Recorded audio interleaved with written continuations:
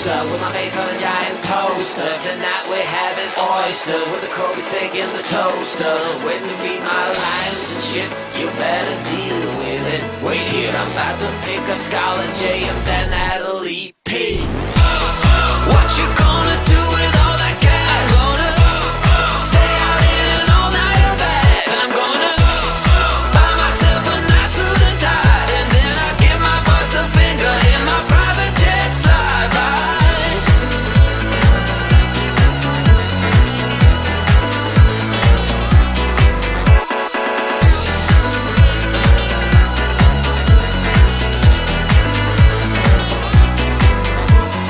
What you gonna do with all that green? I'm gonna feed my monkeys with it. They all hang out by the pool next to my backyard roller coaster with my face on a giant poster. Tonight we're having oyster with the Kobe steak in the toaster. Waiting to feed my lions and shit, you better deal with it. Wait here, I'm about to pick up Scarlett J and then Natalie P.